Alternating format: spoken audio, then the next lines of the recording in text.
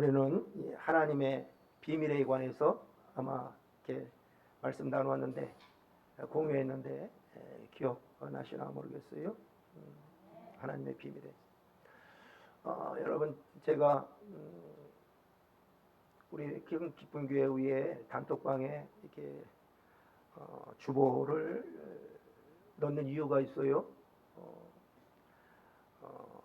내일 하나님의 말씀이 무엇인가를 보시고 먼저 이렇게 말씀을 읽어보시라고 넣는 거예요. 그러니까 그 말씀 구절을 보시고 묵상하시고 기도하시고 회면은 주일날 말씀이 저와 여러분의 심령에 성령께서 주시는 큰 은혜로 새겨질 줄 믿습니다. 그래서 꼭 말씀을 먼저 밤에라도 읽으시고 이렇게 주일 참석했으면 좋겠습니다.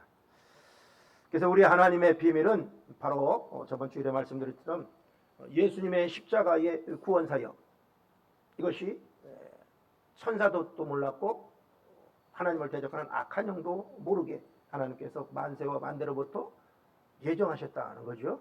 이것이 예수 그리스도를 통해서 십자가 구원 사역을, 이게 하나님의 비밀이었다.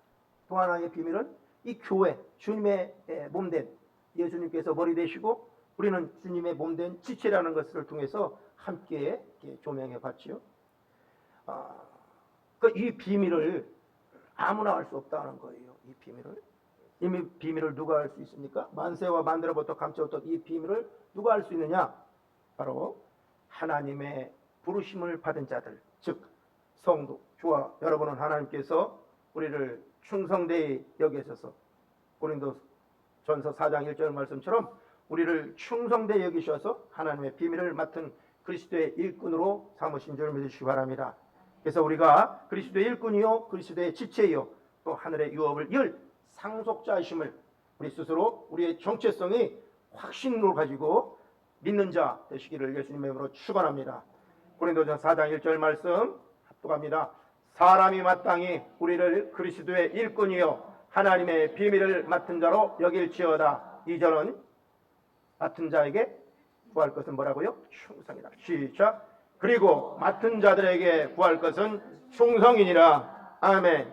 하나님께서 저와 여러분을 충성되이 여기셔서 직분 주신 줄 믿습니다. 교회를 섬기게 하시고 하나님의 뜻 가운데 예정하신 가운데 큰 기쁜 교회를 통하여 함께 섬기게 하시고 하나님 나라 세우게 하신 줄 믿습니다.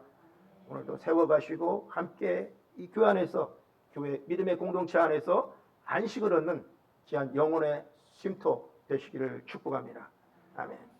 그래서 오늘 주시는 말씀을 통해서 우리가 거룩한 주일에 우리 심령의 감사와 또 찬양과 또 기쁨에 끊어내시는 예수님의 큰 기쁨이 우리 모두에게 넘쳐나시기를 축복합니다.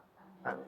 그래서 사도 바울은 오늘 자신이 어떻게 그 하나님의 비밀을 알게 되었는가를 오늘 에베소 교인들에게 편지를 통해서 말씀하고 있어요. 저와 여러분이 에베소 교인들을 믿습니다. 당시의 에베소 교인들이라고는 또는 우리에게 주시는 하나님의 서신서, 하나님의 그리스도의 편지인 줄 믿으시기 바랍니다. 사도 바울을 통해서 그리스도의 편지를 우리에게 지금도 전해주시고, 그 그리스도의 사도 바울이 깨달은 것은 이 나의 환난과 고통, 감옥 가운데에도 이 에베소, 또 갈라디아, 또 빌립보 이런 이 교인들에게 기쁨을 전하는 이것을 당시 그 시대의 그 교인들만이 택한 아니라 만세로 이어질 하나님의 편지임을 보고 그가 기쁨으로 그 사역을 한 줄 믿으시기 바랍니다. 그는 그 비밀을 알았다는 거예요. 그냥 갈라디아나 빌립보나 이런 사복음서 또 서신서에서만 끝나는 것이 아니라 하나님의 백성이 후손에 이르기까지 이 자신의 이 하나님 믿음, 예수 그리스도를 믿는 이 믿음, 기쁨과 감사로 감옥에 죽기까지 갇혀있는 상황에서도 예수 그리스도의 복음을 전한 이것이 만대로부터 흘러갈 것이라는 것을 기뻐했다는 거죠. 기뻐했다. 그래서 에베소 3장 3절 전반절은 곧 계시로 내게 비밀을 알게 하신 것은 이라고 오늘 에베소 교회의 사도 바울이 오늘 자신이 어떻게 그 비밀을 알게 되는가를 말씀하고 있어요. 그러니까 뭘로 알았다는 거예요? 계시로. 계시로. 곧 계시로 내게 비밀을 알게 하신 것은이라 하고 있잖아요. 그래서 바울은 이 계시를 통해서 이 비밀을 알았다고 우리에게 말하고 있는데, 그렇습니다. 우리는 이 계시라는 것을 통해서만, 계시를 통해서만 하나님의 비밀을 알 수 있다는 거예요. 계시를 통해서. 그래서 계시라는 단어를 헬라 원문을 보니까 아포카롭시스, 또 영어로는 레볼레이션이라는 단어를 써요. 주격해 보니까 감추어진 것을 드러내 보인다 그런 거예요. 베일을 벗긴다 라고 하는 거예요. 그런 의미를 갖고 있어요. 그러므로 계시는 우리에게 적용해서 풀이하면 하나님께서 자신의 존재를 사람들에게 나타내 보이는 일, 이것이 계시라는 거예요. 계시. 그래서 하나님 자신을 사람에게 나타내 보이는 이 계시에는 일반 계시와 특별 계시가 있는데, 일반 계시를 따로 부르는 단어가 일반 은총, 또 특별 계시를 특별 은총이라고도 부르고 있어요. 그래서 이 일반 계시와 특별 계시가 하나님이 하나님의 자신을 나타내는 이 증거의 재료로 사용하시는데, 일반 계시는 뭐냐면 자연 계시라고도 해요. 또한 자연 계시. 그러니까 모든 사람들에게 하나님 자신의 존재를 자연과 하나님이 창조하신 이 피조물들을 통해서 보여 나타내는 것, 이게 자연 계시예요. 그러니까 이 땅에 있는 모든 피조물들의 속성과 또 그에 따른 역사, 또 인간의 양심을 통해서 하나님 자신을 드러내시는 것입니다. 예. 그래서 일반 계시는 창조 시에 인간에게는 종교성을 주셨다고 해요. 종교성.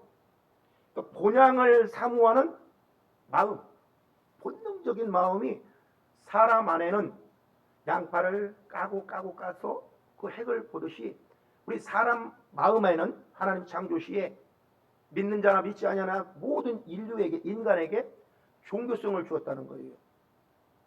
그러니까 내가 할 수 없는 것을 도우시는 분이 분명히 있다. 이게 종교성인 거죠. 종교성. 그래서 사람들이 이 종교를 찾고 저 종교를 아직도 수건으로 가려져서 하나님을 온전히 알지 못해서 찾는 거예요. 그 사람 인간 안에 종교성이 있어서. 그래서 결론적으로는 이 도덕적인 양심, 이 인간에게 양심이 있는데 이것을 통해서 계시하고 계신다는 거죠. 그러니까 선과 악을 구별할 도덕적인 규범 내에서 이것은 잘못됐고 이건 지켜야 되고 하는 이 양심적인 것을 하나님께서 주셔서 아무리 악한 사람이라도 그 악에 대한 뉘우침이 있는 것이고 그렇다는 거죠. 그래서 피조물의 구조와 질서와 인과의 법칙을 통해서 하나님 자신을 보여주시고 나타내신다는 거죠. 그래서 자연 계시로는 일반 계시, 우리가 생각해봐요. 지구가 태양을 향하여 몇 도? 23.5도 기울어져서 매일 자전과 공전을 하고 있어요. 그죠? 일정한 속도로. 그죠? 자기 마음대로 빨리 돌아갔다 느렸게 돌아갔다 아니라 일정한 속도로 24시간, 1년 365일 일정한 속도로 시간이 가듯이 매분 매초 매 시간이 변화되듯이 지구도 그렇게 일정한 속도로 태양을 향해서 자전과 공전을 하고 있다는 거예요. 그래서 계절의 변화를 통해서, 그죠? 계절의 변화를 통해서 지구상에 있는 생명체들이 생명을 유지하고 성장시킨다는 거죠. 그죠? 봄, 여름, 가을이 있고, 그리고 거기에서 잎이 나고 꽃이 피고 열매가 지고 이런 상황. 이 상황들 이를 통해서 생명을 유지하면서 성장이 일어나는 거죠. 성장이 일어나는 거죠. 성장이라. 이 질서를 창조주 하나님께서 부여하신 거죠. 이 질서를 부여했죠. 그죠? 질서라고 하는 것 유념하시고요. 그런데 피조물인 이 지구와 태양이 이 창조주 하나님의 불명쾌하신 창조 질서에 반해서 스스로 마음대로 한다면 어떻게 해요? 모든 생명이 파괴되겠죠. 그죠? 그러니까 그 스스로의 하는 것 우리 안에서 그 안에 있는 모든 것은 파괴되는 거예요. 하나님 창조 질서에 반하는 것들로 해서. 그래서 지구와 태양이 그 거리가 창조주 하나님의 질서에 반해서 스스로 더 우리는 가까이 있어야 돼. 좋아. 서로 좋아해서 서로 더 가까워지고 붙으면 어떻게 해요? 지구는 펄펄 끓는 열도가 될 거예요. 그 열도가 돼서 모든 것이 다 죽겠죠. 반면 우리는 좀 떨어져 있어야 돼. 그죠? 창조 질서에 반해서 너무 멀리 떨어지면 또 반대로 어떻게 해요? 빙하가 되겠지. 빙하가. 다 얼어 죽어요. 그래서 골고루 해가 태양에 지구를 비치듯이 시간 해의 움직임을 따라 공평하게 따스함과 온기를 주고 있죠. 그죠?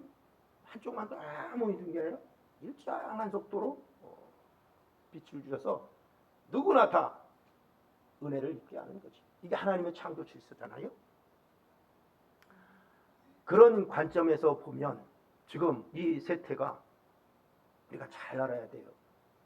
인간 평등이라고 하는 이 차별금지법의 명분으로 이게 누가 그래요? 죄의 배후의 사탄이 그것을 인간 차별금지법, 평등이란 단어를 명분 삼아서 어떻게 해요? 동성애를 합법화시키는 주장하고 있는 세력들이 있어요. 하나님의 창조 질서에 뭐예요? 전면적으로 부정하고 반하는 행위이고 더 깊숙이 들어가 보면 생명을 말살코자 하는 사탄의 계략이라는 거예요. 남녀가 가정을 이루고 또 하나님이 주신 누리고 다스리고 정복해서 생명을 잉태케 해서 생명이 보존해야 할 것을 여자와 여자 곧 동성끼리 생명이 잉태가 되겠습니까? 하나님의 창조 질서를 부정하는 거예요. 근데 많은 사람들이 거기에 동참한다는 거예요.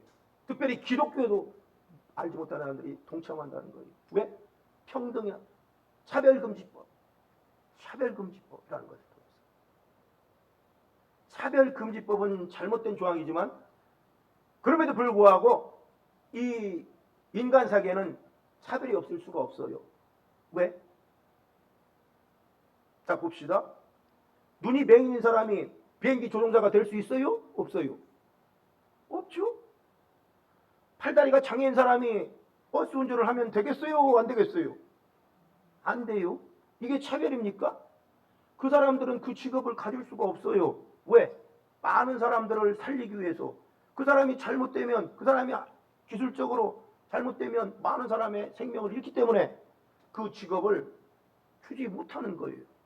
또 자격을 부여하지 않는 거예요. 이게 차별이 아니라는 거죠. 공의를 위해서 많은 사람. 그런데 그런 부분에 대한 것을 차별금지법이라고. 또 사탄이 어떤 계략으로 이기냐면 자꾸 다른 쪽으로 나가는데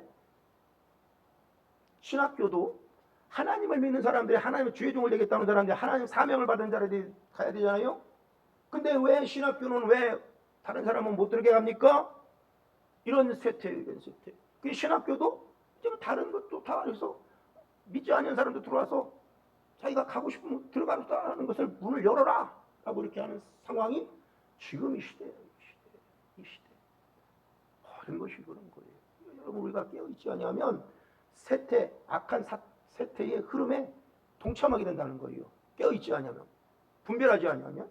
그냥 친구가 강남 가면 강남 따라 줄줄줄 갔다 오는 것처럼 아무 생각 없이 살 수밖에 없는 것이 사탄의 계략에 명분은 있어요. 명분. 좋은 명분은 아주 그럴듯해 보이고 좋은 상품인 것 같아요.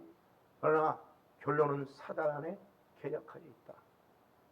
계략했다는 거죠. 그래서 곧 우주 만물과 자연은 하나님의 지혜와 선과 능력을 보여주는 이 자연 괴시, 일반 괴시의 좋은 예라 볼 수 있어요. 태양과 지구 사이 관계를 통해서. 이것을 에레미야 선지자는 설포하고 있어요. 에레미야 5장 22절을 함께 보시고 함께 합독하시겠습니다. 시작. 여호와의 말씀이니라. 너희가 나를 두려워하지 아니하느냐? 내 앞에서 떨지 아니하겠느냐? 내가 모래를 두어 바다의 한계를 삼되 그것으로 영원한 한계를 삼고 지나치지 못하게 하였으므로 파도가 거세게 일어나 그것을 이기지 못하며 뛰노나 그것을 넘지 못하느니라. 아멘. 네, 이것이 창조주를 의식해야 하는 자연계시라는 거예요. 그러니까 모래를 두어서 바다가 아무리 흉흉하고 뛰어나고 파도가 넘치더라도 그 모래 경계를 넘어가지 못하게 죄를 제거하고, 그죠? 죄를 제거하고 그렇게 하셨다는 거예요. 죄도 사람이 잘못해서 모든 거잖아요. 뭐 공기 중에도 막 이렇게 하고 지금도 막 이렇게 바닷물이 수온이 상승해서 그저께 한반도 상승층에서 뭐가 이렇게 부딪혀서 찬 공기가 따라서 이렇게 폭우가 낼 것처럼 이런 모든 것이 다 인간으로 해서 인간의 수온이 뭐 바다에 플라스틱이나 이런 거 많이 이렇게 버려져서 결론은 그런 부분으로 인해서 대기가 상승하고 바다 수온이 상승하고 그래서 녹조가 생기고 그런 거 아니겠어요? 그런 부분이죠. 다 인간이 이 관리를 잘못해서 그렇게 상황된 것이다 이거죠. 이것이 이제 자연 계시라는 거예요. 자연 계시. 특별 계시 이제 보면 특별 계시는 특별히 부르심 받은 자들에게만 하나님께서 자신의 존재를 나타내 주는 이거예요. 특별 계시는 다른 게 없어요. 한 가지예요. 성경 66권. 하나님의 말씀으로 하나님의 뜻과 하나님의 마음을 문자로 성령의 감동하심 받은 자들을 통해서 기록한, 사람이 기록했지만 성령께서 감동 주심으로 그대로 쓴 이 성경 66권. 이게 진짜 특별 계시라는 거예요. 특별 계시. 특별히 하나님의 백성들이 부름을 하나님의 백성들에게 하나님의 자신의 존재와 마음과 뜻을 알게 했던, 나타낸 것. 그죠? 이거지. 그래서 하나님의 뜻과 마음을 보여주고 하나님의 마음과 뜻을 나타내고 깨닫게 하셔서 인간이 어떻게 하면 구원을 받을 수 있는가를 드러내신 것, 말씀하고 계시는 것이 바로 성경 66권이라는 거죠. 그래서 타락한 우리 인간은 오직 계시, 이 하나님께서 드러내심을 통하여서만 하나님을 알 수 있다는 거예요. 하나님을 알 수 있다.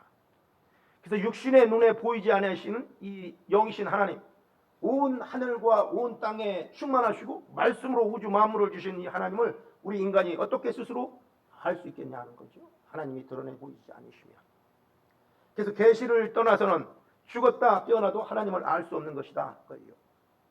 그래서 계시는 완전하고 우리는 우리 자신에게 계시해 주신 만큼만 하나님을 알 수 있다는 거예요. 그렇죠? 그래서 어떤 분은 이 성경을 읽는 순간 그 말씀이 믿어지기도 하고 그 예수님을 영접하기도 하는데, 반면 어떤 사람은 아무리 성경을 읽고 말씀을 들어도 믿어지지 않고 깨달아지지 않는다고 이렇게 말하는 사람이 있어요. 똑같이 성경을 읽고 똑같이 말씀을 듣는데도 어떤 사람은 그 말씀을 통해 하나님 은혜를 깨닫고 하나님을 만나고 또 새로운 인생을 살아가는. 그런데 어떤 사람은 똑같은 성경을 읽고도 이스라엘의 역사책이래, 그런 것으로만 보기만 하는 거예요. 자, 봅시다. 동일한 햇빛 아래에서도 양초의 재료가 뭐예요? 밀랍이잖아요.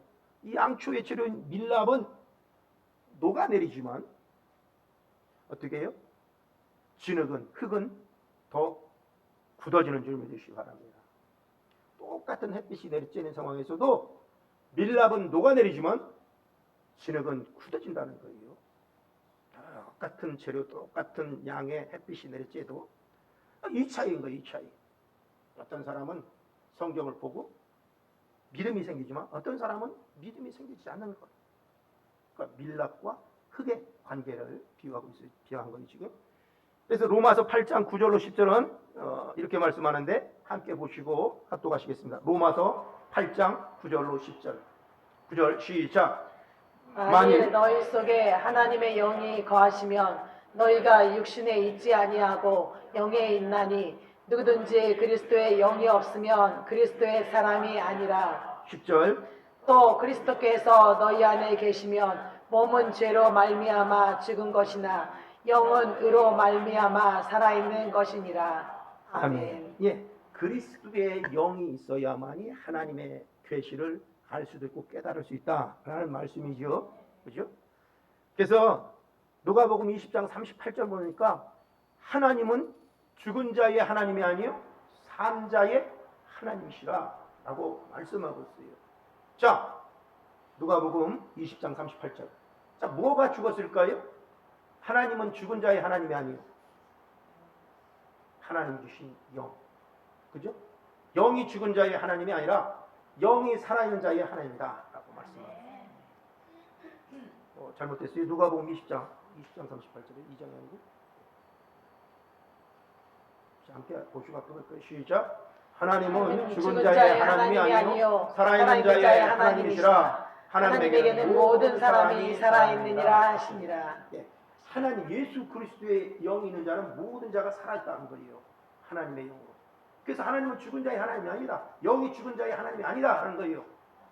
좋아, 여러분. 하나님께서 공평하시고 불쌍하시고 하나님께서 예정하셔서 충성되게 여기셔서 성령으로 지금도 우리 안에서 계시고 듣게 하시고 보게 하시고 깨닫게 하신 줄 믿으시기 바랍니다. 아멘. 그래서 에베소서 1장 17절은 우리 주 예수 그리스도의 하나님 영광의 아버지께 지혜와 계시의 영을 너희에게 주사 하나님을 알게 하시고 라고 에베소서 1장 17절은 우리에게 말씀 주시고 답 주십니다.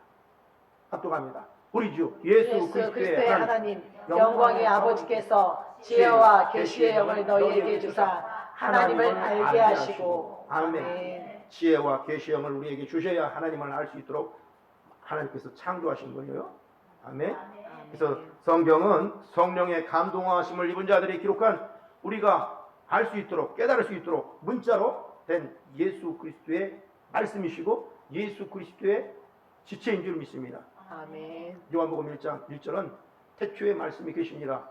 그 말씀이 태초부터 함께 계셨다. 아멘. 태초에 말씀이 계시니라. 곧 예수 그리스도 하나님이신 믿으시기 바랍니다. 아멘. 태초에 말씀이 계시니라. 시작. 태초에 말씀이 계시니라. 이 말씀이 하나님과 함께 계셨으니 이 말씀은 곧 하나님이시라. 아멘. 믿어주시기 원합니다. 아멘. 그래서 따라서 성령의 감동하심을 받지 않고는 성령이 내 안에 계시지 않고는 어떻게 해요? 믿어지지 않는다는 거예요. 믿어지지 않는다. 왜? 이 말씀이 영이고 내가 너희에게 이런 말이 내가 너희에게 이런 이 말 성경 66권이 뭐라고요? 영이요 생명이다. 영이요 생명이. 영이기 때문에 영으로 보아내야 하지 육으로 받아 보아내려면 이해되지 않는 거예요. 그냥 아까 말한 무사람처럼 이스라엘의 역사를 보는 거예요. 왜? 대부분 이스라엘의 역사를 통해서 이스라엘의 왕들을 통해서 역사를 기록한 것이니까 그렇게 보는 거죠. 문자로 영이 없으면 그리스도의 사람이 아니라라고 하는 말씀처럼 그렇게 되는 거죠. 생각해 보십시오. 죽은 나사로가 살아나고 보리떡 5개와 물고기 2마리로 5,000명을 먹이고도 12광조리가 남은 이 사실이 믿어지냐는 거예요. 믿어지냐? 이성적으로는 믿어지잖아요. 어떻게 우병이요? 물고기 2마리, 보리떡 5개로 5,000명을 먹이고도 12광조리가 남을 수 있을까? 일반적인 상식, 세상에서 배운 지식, 경험으로는 믿어지지 않아요. 믿어지지 않는다. 거짓말하고 있네. 앉아가지고 그렇게 속으로 말은 않지만 속의 것이 그렇게 생각할 수 있겠죠. 그죠? 그죠? 처녀가 아들을 낳았다는 동정녀 탄생의 일반적인 지식에 근거하면 믿어지냐고요? 안 믿어져요. 물 위를 걷고 사람에게서 귀신이 떠나가고 한 사람의 몸에서 나온 귀신이 무려 2,000마리의 돼지 떼에게 들어가서 몰살을 당했다는 이 사실이 믿어지냐고요? 죽었다 깨나도 믿지 못해요. 여러분, 믿음은 쇠뇌가 아니에요. 스스로 막 믿어지지 않는 것을 막 믿어야지 해서 세뇌시키는 것, 또 누구의 사람의 목사의 말을 듣고 세뇌당하는 것, 이거 아니에요. 이념이나 사상이 아니라는 거예요. 믿음은 정상적인 사람이라면 이해가 안 되고 믿어지는 것이지 않는 것이 당연해요. 그런데 지혜와 계시의 영이 임하면 뭐라고요? 믿어진다 하는 거죠. 지혜와 계시 영이 우리 안에 있어야 되는 거예요. 이것을 보면 저와 여러분의 지혜와 계시 영이 있어서 하나님을 아버지라 아빠라 부르시는 줄 믿으시기 바랍니다. 내 이성적으로는 죽었다 깨내도 2000년 전에 그분을 나의 주인이라고 할 수 없어요. 그렇다는 거예요. 그러니까 내가 믿은 게 아니라 성령께서 하나님께서 나를 믿게 하신 영으로 말미암아 믿게 하셨다는 거죠. 그러니까 내 공로는 하나도 없는 거예요. 내가 의로워서 내가 세상 사람들보다 좀 똑똑해서 하나님을 믿었다고? 아니요. 천만에. 하나님께서 불쌍히 여기시고 긍휼히 여기셔서 하나님 백성 삼으시고 충성되게 여겨서 소명 주시고 직분 주셔서 함께 이 자리에 저와 여러분 함께 하나님 말씀 앞에 있는 줄 믿으시기 바랍니다. 아멘. 그래서 예수님이 이 땅에 오심으로 비밀이 드러났고 그 말씀을 통해서 비밀이 드러났지만 지혜와 계시의 영이 임하지 아니하면 사람은 아무도 깨닫지 못한다. 그래서 예수님이 친히 인간의 몸을 입고 이 땅에 오셨지만 믿어질 수가 없었어요. 그래서 성경은 제자 요한을 통해서 어떻게 기록하고 있어요? 성령께서 요한복음 1장 3절인가요? 요한복음 1장 3절 열어주세요. 빛이 어둠에 비치되 어둠이 깨닫지 못하더라. 그렇죠? 3절 4절 같이 3절부터 만물이 그로 말미암아 지은 바 되었으니 지은 것이 하나도 그가 없이는 된 것이 없느니라. 4절 그 안에 생명이 있었으니 이 생명은 사람들의 빛이라. 5절 빛이 어둠에 비치되 어둠이 깨닫지 못하더라. 이 말씀 찾으려고 여기까지 왔네. 그죠? 아멘. 빛이 어둠에 비치되 어둠이 깨닫지 못하더라 라는 거예요. 왜? 영이 없으니까. 그러나 엊그저께 영혼육 치유성에 말씀드렸듯이 빛과 어둠이 하박국 선지처럼 왜 어둠을 하나님께서 주셔서 이렇게 우리가 사탄 마귀를 간과하셔서 우리로부터 이렇게 시험 들고 힘들게 합니까? 사탄 마귀 다 없애면 안 되겠습니까? 라고 말할 수 있는 사람도 있겠죠. 그러나 그렇지 않다는 거예요. 서로 공존을 한다는 거예요. 하나님의 방법은, 하나님의 싸움의 방법은, 영적 싸움의 방법은 사탄을 다 없애는 게 아니라 도구로 사용하시고 재료로 사용하신다는 거죠. 보십시오. 어둠이 짙으면 짙을수록 빛나는 것은 별이잖아요.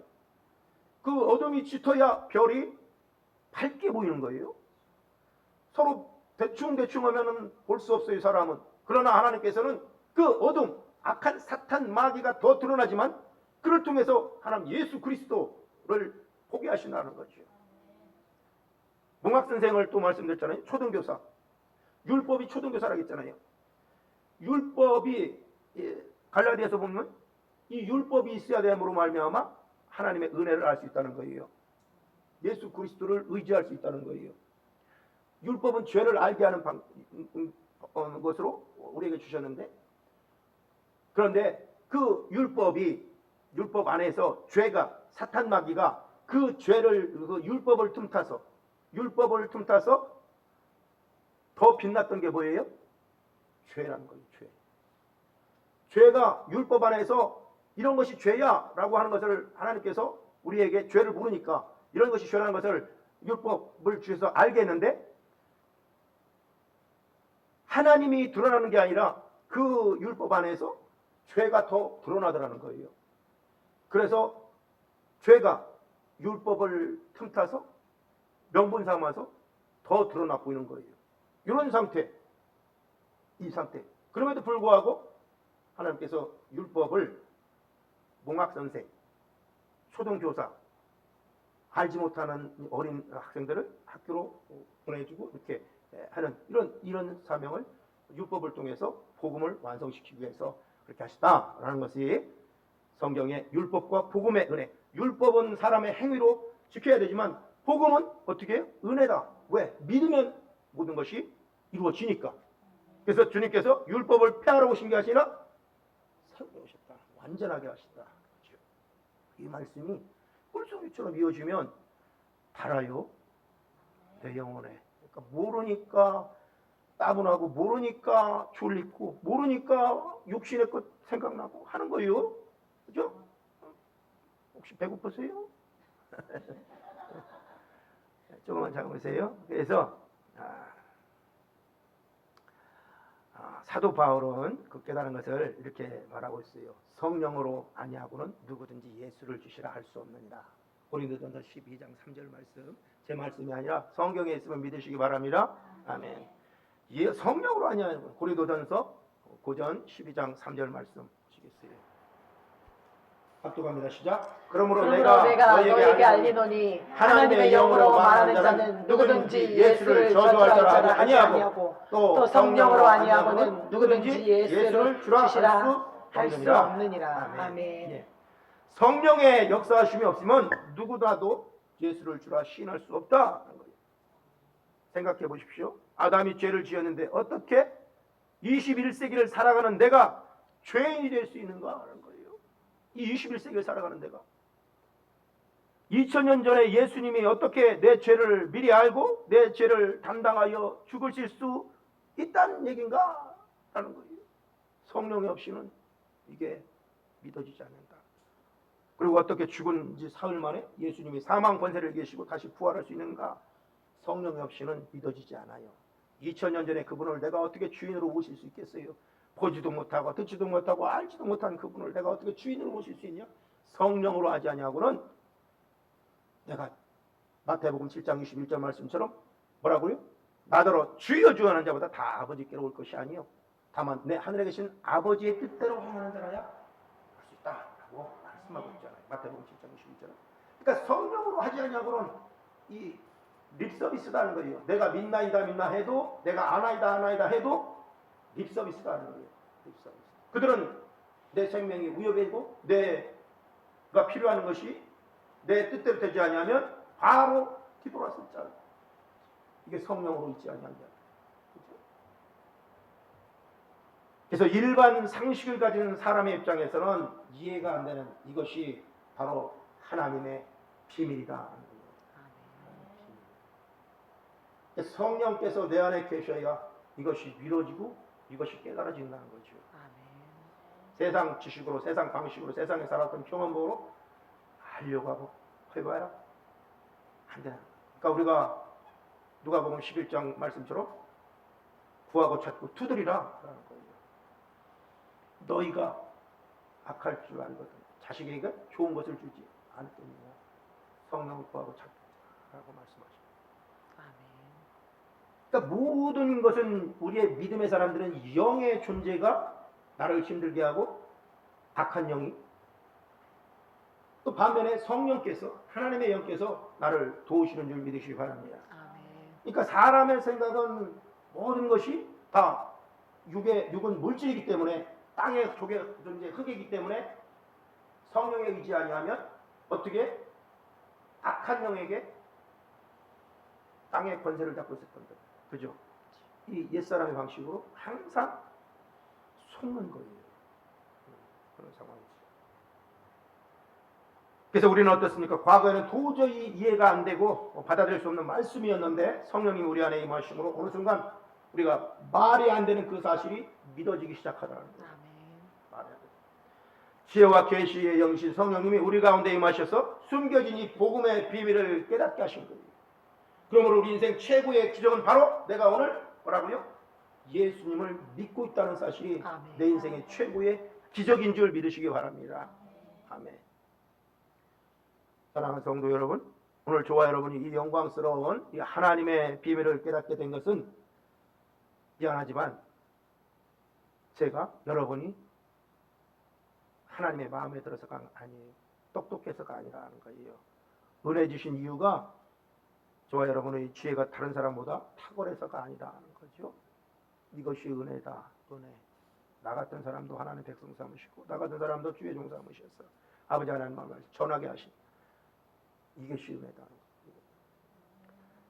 믿음의 가정에 태어났기 때문에 믿음 주신 게 아니라는 거예요. 태중신앙이라도 불신자 많아요. 태중신앙이라고 해요. 그래서 우리가 다른 사람보다 더 의롭고 많은 선을 행해서가 아니다. 이게 하나님이 은혜를, 복음을 선물로 우리에게 주신 것이다. 그 주여의 계시형이 우리 심령 안에 임했기 때문에, 하나님을 아는 영광스러운 복음의 광채가 우리 마음 가운데 비추어졌기 때문에, 그로 말미암아 내가 본래 죄인이었다는 사실이 믿어지고 인정되어지고 예수 그리스도가 나의 구주라는 사실이 믿어지는 것이다. 성경은 이것을 뭐라고 그래요? 은혜라고 하는 거예요. 은혜다. 은혜. 오늘 본문에서 바울은 고백합니다. 에베소 3장 8절 말씀 보시고 합독하시겠습니다. 에베소 3장 8절은 모든 성도 중에 지극히 작은 자보다 더 작은 나를, 시작, 모든 성도 중에 지극히 작은 자보다 더 작은 나에게 이 은혜를 주신 것은 측량할 수 없는 그리스도의 풍성함을 이방인에게 전하게 하시고. 아멘. 예, 이 은혜가 바로 복음의 비밀이신 예수 그리스도의 그분을 알게 하신 것이다. 그렇다면 오늘 저와 여러분에게 이 복음의 비밀을 깨달은 감격이 있어야 하지 않겠느냐 하는 거예요. 기쁨이 있어야 되는 거지 않은가요? 감사가 넘쳐야 하지 않겠느냐는 거예요. 저는 오늘 이 시간 지혜와 주의 계시형이 우리 각 사람에게 더욱 충만하게 임하셔서 세상의 영들을 파쇄시키고 하나님의 영으로 승리로 나가는, 인간의 이성으로는 죽었다 깨어나도 알 수 없는 이 비밀의 복음을 우리에게 주신 것을 감사로 하나님께 영광하는 저와 여러분 다시길 예수님으로 축복합니다. 그래서 이 비밀을 깨달은 감동과 전율을 가지고 이 세상에서 살아갈 때에 매일매일 승리하시기를 예수님의 이름으로 축원합니다. 그래서 우리 인생에 얼마나 시간이 남았는지 저도 모르고 여러분도 모르지만 하나님께서 우리 인생의 이 시간 안에 우리가 이 복음의 비밀을 깨달은 자로서 이방인에게 전하게 하려 하심이라 하는 이 사도 바울에게 비밀을 알 것처럼 우리도 비밀을 알게 했음으로 말미암아 우리도 전하게 하여 주시옵소서라고 구해야 할 줄 믿습니다. 아멘. 그래서 복음의 비밀을 깨달은 믿음의 성도들은 마음대로 살지 않더라는 거예요. 마음대로. 하나님께서 우리에게 주신 이 영광스러운 복음과 또 교회의 비밀을 깨닫게 하시는 데는 분명한 목적이 있어요. 목적. 첫 번째로 측량할 수 없는 그리스도의 풍성함을 전하게 하심이라는 거예요. 이방의 척에 전하게 하시려고. 그리스도의 풍성함을, 그죠? 빛을 보면 이방인에게 전하게 하시려고. 저와 여러분을 하나님께서 그렇게 복음의 비밀을 알게 하신 줄 믿습니다. 측량할 수 없는 그리스도의 풍성함을 전하기 위해서 하나님께서 이 복음의 비밀을 우리에게 깨닫게 하셨다. 그렇죠? 바울은 자신이 받은 은혜의 이유를 깨달은 거예요. 이렇게 측량할 수 없는 그리스도의 풍성을 이방인에게 전하게 하시려고 그랬다는 거죠. 자, 두 번째 봅니까? 어떤 이유에서 우리에게 주셨는가? 전하게 하시려고 했다. 전하게 하시려고. 둘째는 이 비밀을 아는 자는 담대함과 확신을 가지고 하나님 앞에 나갈 수 있다는 거예요. 이 비밀의 복음을. 예전에는 아무나 지성소에 들어갈 수 없었어요. 이제는 예수 그리스도께서 시장을 찢어주셔서 하나님 앞에 담대함을 가지고 가서 하나님 앞에 하나님의 뜻을 묻고 구하는 만인 제사장 시대가 예수 그리스도를 통하여 이루어지게 하신 줄 믿습니다. 그래서 우리는 이 비밀을 아는 자, 깨달은 자는 담대함을 가지고 확신을 가지고 세상에 나가서 예수 그리스도의 복음을, 기쁜 소식을 전해야 한다는 거예요. 그래서 두 번째로 이 복음을 알게 깨닫게 하신 이유가 바로 담대함과 확신을 가지고 전하게 하셨다. 첫 번째는 이방인에게 전하게 하시려고 복음의 비밀을 알게 하시고, 또 두 번째는 담대함과 확신을 가지고. 에베소 3장 12절 보시고 합독하시겠습니다. 우리가 그 안에서 그를 믿음으로 말미암아 담대함과 확신을 가지고. 시작. 우리가 그 안에서 그를 믿음으로 말미암아 담대함과 확신을 가지고 하나님께 나아감을 얻느니라. 아멘. 예, 이 비밀을 깨달은 자는 오늘도 때를 따라 돕는 은혜를 얻기 위해서 담대함을 가지고 확신을 가지고 하나님 보호자 앞에 나아갈 수 있는 것이고, 일상 우리 생활 가운데서 함께 하나님께 찬양과 경배하며 기도할 수 있게 된 것인 줄 믿으시기 바랍니다. 아멘. 그래서 오늘도 우리는 연약하지만 허물이 많지만 그럼에도 담대히 주님께 예배할 수 있는 까닭은 바로 주님 예수 그리스도께서 그의 몸된 것을 찢으셔서 보게 하셔서 알게 하셔서 복음의 비밀을 우리에게 알게 하신 줄 믿습니다. 성소가 찢어졌다는 것, 그의 육체가 찢어졌다는 것을 의미하지만 그 육체가 찢어짐으로 말미암아 그 속에 있는 것을 다 우리에게 하나님의 백성들에게 저와 여러분에게 보게 하신 줄 믿습니다. 찢은 거예요, 찢은 거. 그래서 알게 하시고 감추신 것이 아니라 찢어서 내 보인 거예요, 보인 거. 그래서 그 복음의 비밀을 우리에게 주시고 깨닫게 하시기 때문에 우리는 오늘도 담대하게 하나님 앞에 나와서 예배드리는 줄 믿으시기 바랍니다. 죄를 가진 자가 하나님 앞에 나올 수 없어요. 죄가 있었던 자는 하나님이 그 모든 것을 다 마음을 하시는 하나님께서 죽을 수밖에 없는 그 시대가 구약 시대였잖아요. 그죠? 그래서 죄를 전가합니다.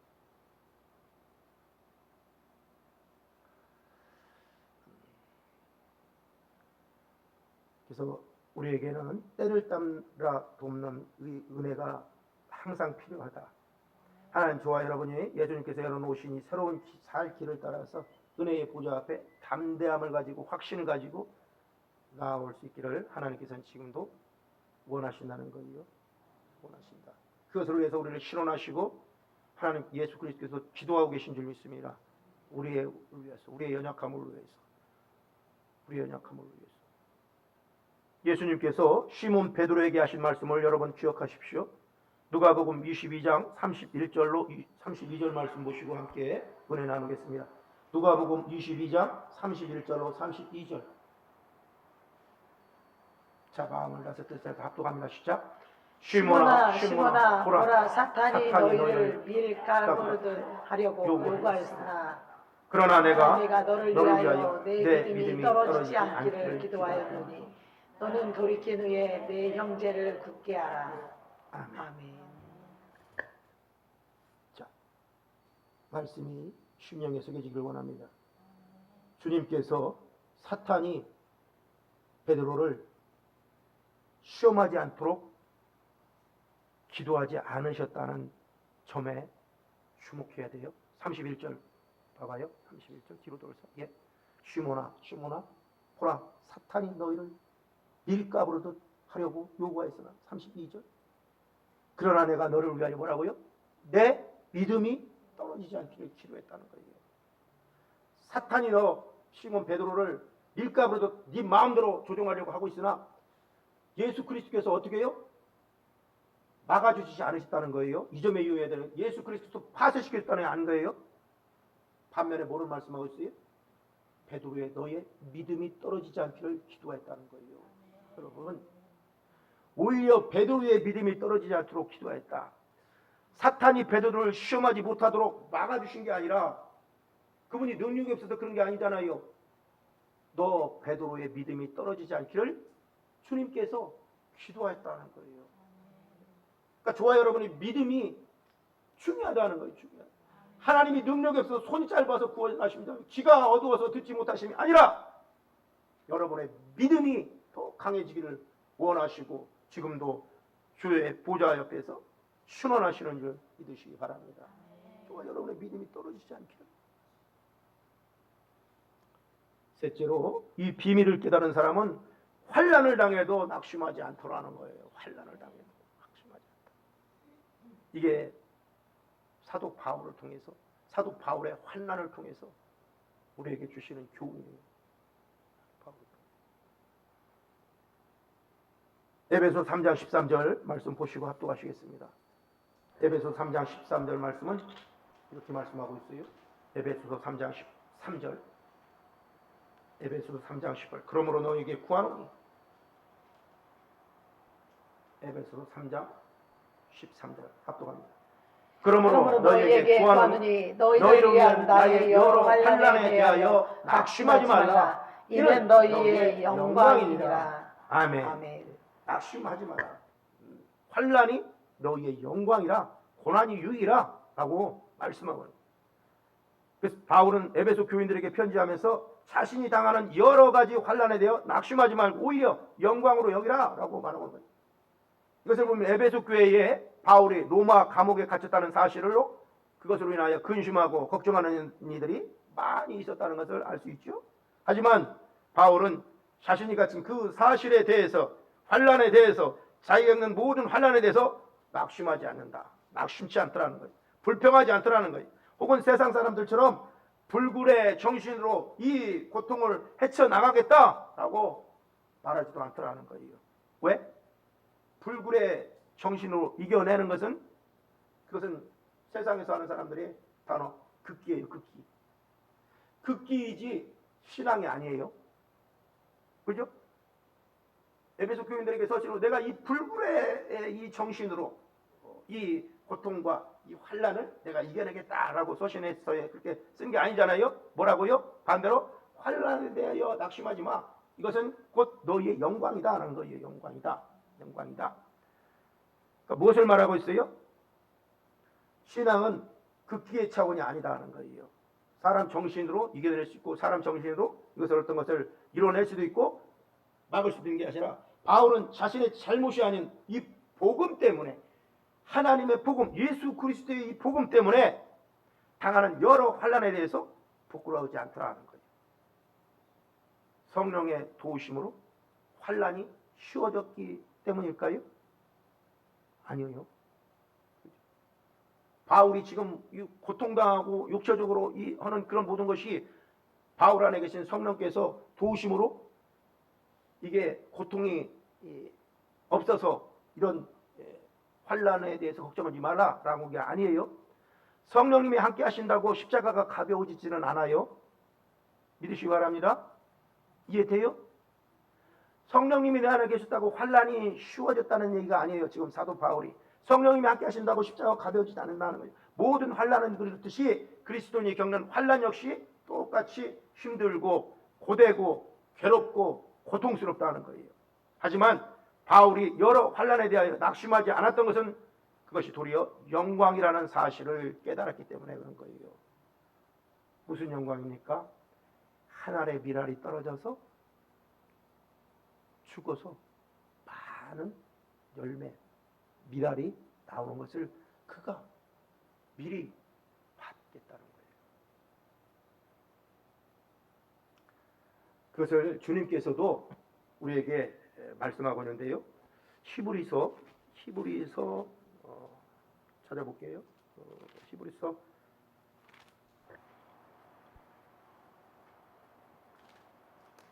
어디에 말씀이 있냐 볼까.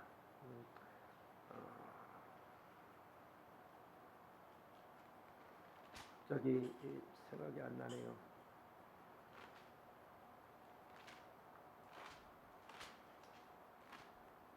그 말씀이 어디에 있을까요? 네, 맞습니다. 히브리서 12장 2절, 히브리서 12장 2절 말씀 띄워주세요. 시작, 합독합니다. 믿음의 주요 또 온전하게 하시는 이인 예수를 바라보자. 그는 그 앞에 있는 기쁨을 위하여 십자가를 참으사 부끄러움을 개의치 아니하시더니 하나님 보좌 우편에 앉으셨느니라. 아멘. 예수님, 그는 그 앞에 있는 기쁨을 위하여, 이미 저와 여러분이 예수 그리스도를 믿고 지금 이 시대, 앞으로 이 후에 우리 후손들이 예수 그리스도를 주라 시인하고 믿는 그 기쁨을 미리 보셨다는 거예요. 그래서 그는 그 앞에 있는 기쁨을 위하여 십자가를 참으사 부끄러움을 개의치 아니하시더니 라고 말씀하는 거예요. 이미 주님께서 우리의 모든 후손의 후손에게까지, 저와 이 시간 여러분 안에 여기에서 기쁨 계룡지간 이곳에서 하나님께 예배드리는, 예수를 주인하 시인한 이 공동체 모임이 하나님을 기쁘시게 하는 예배를 드리는 것을 이미 그분 십자가에서 보고 계셨다는 거예요. 그래서 그 부끄러움도 개의치 아니하고 그 기쁨을 위하여 참으셨다는 거예요. 주님이 역시 사도 바울도 그렇다는 거예요. 이 환난이 너희의 영광이니라 라고 하는 것은 그 환난을 통해서 예수 그리스도의 복음을 뽑히기 위한 하나님의 약재료로 사도 바울은 사용되어지는 것을, 그 기쁨이 더 큼으로 말미암아 후손에까지 사도 바울의 이 환난에 대해서 많은 사람들에게 유익이 되기 때문에, 그것을 통해서 그 말씀을 먹고 살아날 수 있기 때문에, 그렇기 때문에 사도 바울은 너희의 영광이니라 라고 말씀한 거예요. 그래서 어둠이 있을 때 확연히 빛이 드러나듯이 환난을 통해서 하나님이 더 이 이것을 참여하게 하시는 하나님의 은혜가 더 확실하겠죠. 고난의 환란의 골짜기가 깊으면 깊을수록 은혜도 더 커지겠죠. 그죠? 환란이 얕은 사람일수록 아유 하나님이 주신 은혜 이것은 그냥 요만큼만 생각하지만 깊으면 깊을수록 그 환란이 깊은 골짜기 깊을수록 하나님께서 나를 이 골짜기의 사망에서 건져내 주셨구나. 그런 것을 알 수 있게 하기 위해서 환란이 너에게 유익이다. 고난이 너에게 유익이다 하는 거죠. 결과론적으로는 그걸 말씀하고 계신 겁니다. 그래서 말씀을 맺겠습니다. 그래서 빌립보서 1장 12절은 바울이 여러 환란에 대해 낙심하지 않았던 것을 도리어 영광이라는 사실을 깨달았고 이렇게 말씀하고 있어요. 빌립보서 1장 12절 화살표는 이제 시작. 형제들아 내가 당한 일이 도리어 복음 전파의 진전이 된 줄을 너희가 알기를 원하노라. 아멘. 복음 전파의 진전이 됐다는 거예요. 그래서 바울이 전하는 이 복음 때문에 얼마나 많은 사람이 은혜의 풍성함을 누리게 되었는가 하는 거예요. 바울은 이것을 알았던 거예요. 그래서 환난과 고통 중에도 낙심이 아닌 감사와 기쁨의 고백이 가능했던 것이라는 거죠. 사도 바울은 지금 이 자신이 당하는 갇힘과 모든 고난에 대해서 에베소 교회 성도들이 자기와 같은 이 관점을 가지기를 원했던 거예요. 여러분. 그러니까 우리에게 적용하면 우리의 힘듦과 고난과 환난과 고통이 있는 모든 것 이것은 다 하나님 관점에서 보면 과정이라는 거예요. 과정. 여러분. 그러니까 낙심할 필요 없어요. 왜 이것이 고쳐주지 않습니까? 사도 바울이 가시를 주신 것 이것을 통해서 기도하게 하나님 앞에 기도하게 이것을 해결해 주면 너 기도하지 않을 거 알아. 그렇기 때문에 가시를 준 줄 믿으시기 바랍니다. 고난이 있습니까? 고통이 있습니까? 환난이 있습니까? 과정이라는 거예요. 과정. 더 하나님 앞에 나가기 위한 출발점에 계시는 줄 믿으시기 바랍니다. 그러니까 현상을 보고 내가 힘들어할 이유가 없다는 거예요. 왜? 우리는 이미 하나님께서 충성되게 해서 하나님께서 쓰시려고 성령 주셨고 하나님 마음 알게 하셨고 오늘 사도 바울을 통해서 하나님께서 쓰신 것처럼 저와 여러분도 쓰시기 위한 과정인 줄 믿으시기 바랍니다. 아멘. 그래서 고난에 대해서 힘들어할 필요 없다. 고난은 힘들지만 복음으로 인한 고난은 반드시 복음 전파의 유익을 우리 가정에 내 삶에 내 자녀들에게 가져다 줄 것이고 마침내 영광의 상급으로 우리에게 부어주실 것을 믿기 원합니다. 아멘. 그래서 이 영광스러운 비밀을 깨닫는 자는 고난을 당하고 환난을 당하나 낙심하지 않더라. 이 비밀을 모르는 자는 고난으로 인해서 넘어지고 쓰러지고 유혹받고 떠나가고 낙심하지만 다른 사람에게 전가하지만 이 비밀을 아는 자는 다른 사람에게 전가하지 않아요. 저는 사실 이것은 말씀을 안 드려야 하는데 여러분들 잘 알다시피 사도신경에 대한 부분에서 잘못된 부분이 여러분도 모르겠지만 본디오 빌라도에게 고난을 받으사라는 대목이 있죠. 이거 잘못된 거예요. 본디오 빌라도가 아니라 내 죄 때문에 고난을 받으신 줄 믿으시기 바랍니다. 그래서 이 부분이 잘못된 거예요. 이 부분이. 본디오 빌라도에게 고난을 받으사가 아니에요. 사람은 전가시키려고 해요. 내 죄를.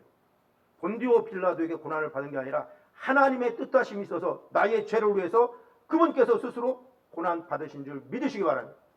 본디오 빌라도에게 고난을 준 게 아니에요.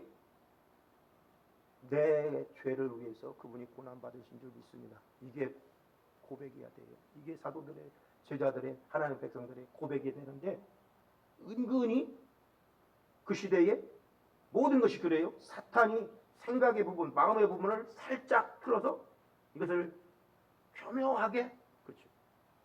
여러분들 깨달으십니까? 깨달아지고 있어요?